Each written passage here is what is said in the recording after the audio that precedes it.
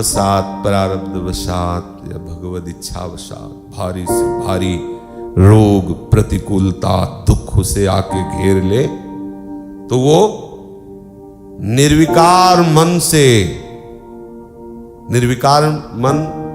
से भोगने का तात्पर्य है कोई शिकायत नहीं, कोई प्रश्न नहीं, बस चुपचाप भोगे जा रहा है। और केवल चुपचाप ऐसे नहीं भोगे जाए कि अब क्या करें, आप समर्थ हो, भोगवा रहे हो तो भोगना पड़ेगा, नहीं, आपकी बड़ी कृपा है। तत्तेनुकंपाम सुसमीक्ष माणो, ये केवल महाभागवत भगवत चरणारविंद आश्रित के ही बात है। क्षण क्षण में भयानक विपरीत परिस्थिति है, लेकिन उसके हृदय में क्या आ रहा है? ये नहीं आ रहा कि आप तो सर्व सामर्थ्यशाली हो, आप ऐसा रोग क्यों दिए, आप दुनिया को दे देते, हमें क्यों दिए, हम तो आपके भगत हैं, इतने माला जब, ऐसा नहीं। प्रतिपल हो, बड़ी कृपा है प्रभु आपकी, हम पर बहुत कृपा है आपकी, प्रतिपल आपकी कृपा मनाता हुआ आए हुए प्रारब्ध भोग को, विपरीत परिस्थिति को वो हंस करके निर्विकार भाव से सहता रहता है, भोगता रहता है। प्रेम पूर्ण हृदय, गदगद वाणी, पुलकित शरीर से प्रतिपल अपने आप को प्रभु के चरणों में समर्पित करता रहता है। पक्का ऐसा ही होता है, चाहे जितना कष्ट हो। जिसका अपनापन प्रभु से हो गया है, थोड़ी थोड़ी देर में बाहर से नहीं अंदर से ऐसे होता रहता है, देखते रहना प्रभु मैं आपका हूं, प्रभु मेरे में तो कोई सामर्थ्य नहीं है, अब आप देख लो प्रभु। थोड़ी थोड़ी देर में मन वचन कर्म से शरणागत होते हुए भी बार बार शरणागत होता रहता है, समर्पित होते हुए भी वो बार बार समर्पित होता रहता है। आए हुए दुख को, आए हुए प्रारब्ध को निर्विकार भाव से भोग लेता है और उस समय भी प्रभु की कृपा मनाता है। मेरे ऊपर बहुत कृपा है, प्रभु की अपार कृपा है, मुझे प्रभु बहुत प्यार करते हैं, बहुत दुलार करते हैं। यह है सिद्धांत उस भगवत प्रेमी महात्मा का जिसने अपना हृदय प्रभु के चरणों में समर्पित कर दिया है। प्रेम पूर्ण हृदय होता है।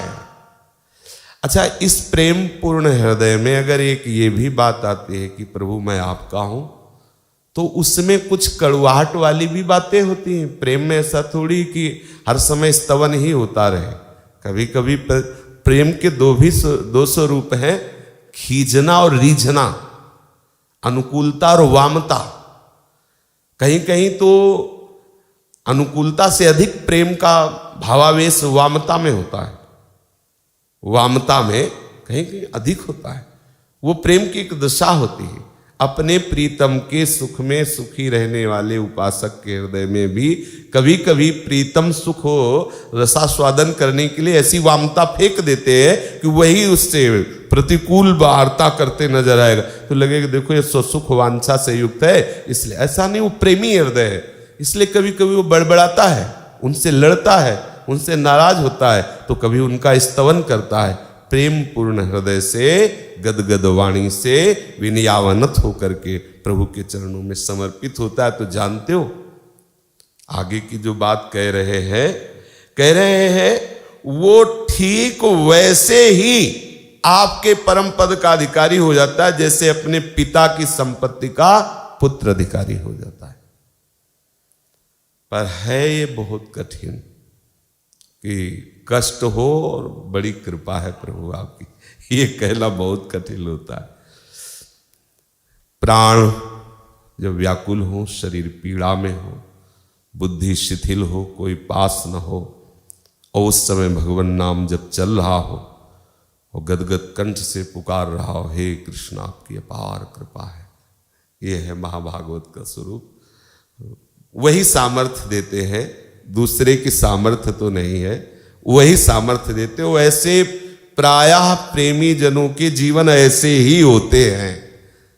जितने भी महापुरुषों के चरित्र पढ़ो ऐसे ही होते हैं कि ऐसी दशाएं उनके, क्योंकि मूल बात होती है जब से सृष्टि हुई तब से आज तक धुलाई नहीं हुई पूरी। अब जाना है प्रीतम के घर तो पूरा ठीक से स्नान यही हो जाना है। तो इसलिए अनंत जन्मों की परतें जमी है सब। तो धुलाई जब अब इतनी जल्दी जाना है, इतनी बड़ी जगह जाना है, इसलिए थोड़ी भी कहीं गंदगी न रह जाए, इसलिए बड़े बड़े पार्षद भेजे जाते हैं, कैंसर, किडनी, ये वो, चल धुलाई करो उसकी।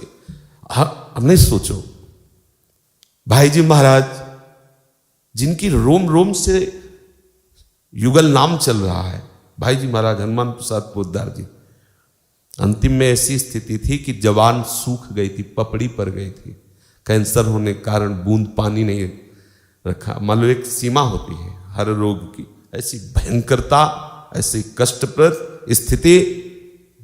अब अब पूछो श्री कृष्ण से, महाराज एक नाम जब पूरे त्रिभुवन को तार देता है, वैसे महापुरुष ये क्यों?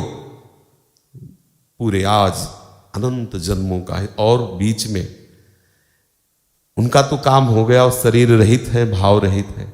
जहां देखते हैं कि अमुक साधक प्रारब्ध की चपेट में नष्ट होने जा रहा है, बिना किसी परिचय के सीधे वो प्रारब्ध इधर अपने में कर लेते हैं और अंगूठा दिखाते हैं प्रारब्ध को कि तू बिगाड़ कुछ, और उसको पता भी नहीं चलने, तू आगे बढ़ आगे बढ़। तो ये बड़े बड़े जो महापुरुष जन हैं, पहली बात तो ये होती है कि पूरा हिसाब है, अनंत जन्मों की धुलाई सफाई सब, क्योंकि आखिरी अब अपने प्रीतम की मिलन सैया में जा रहे हैं, तो पूरा श्रृंगार होके जाएंगे, कोई गंदगी नहीं रह जाएगी, अनंत जन्म। और दूसरी बात, वो इतने करुणामय होते हैं, उनका इतना करुणामय स्वभाव होता है कि वो दूसरों को जो भगवत प्राप्ति करना चाहते हैं, ऐसे नहीं, और भी गंभीर बात है, जैसे एक कष्ट पा रहा है और विषयी है, उनकी दृष्टि गई, उनके लिए सब मंगल में है, लेकिन उनका संकल्प नहीं बनेगा, ध्यान रखना।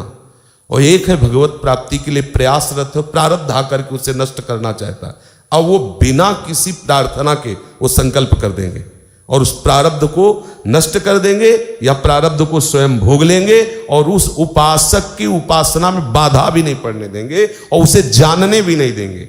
इसीलिए ऐसे बड़े बड़े महापुरुष जनों को इतना भयंकर देखा गया, ऐसा भयंकर कष्ट, मतलब आश्चर्य है, भयंकर। अगर 2 बूंद जल डालो तो ऐसे मुंह फैलाए और एक 2 बूंद और पड़ जाए, दरिया बह रही है, लेकिन उनके लिए 2 बूंद और ले डाला जाएगा, क्योंकि कैंसर भयंकर फैला हो, ये लीलाएं चलती रहती। ऐसी स्थिति में भी वो मनाते रहते हैं कि आपकी हमारे ऊपर अपार कृपा।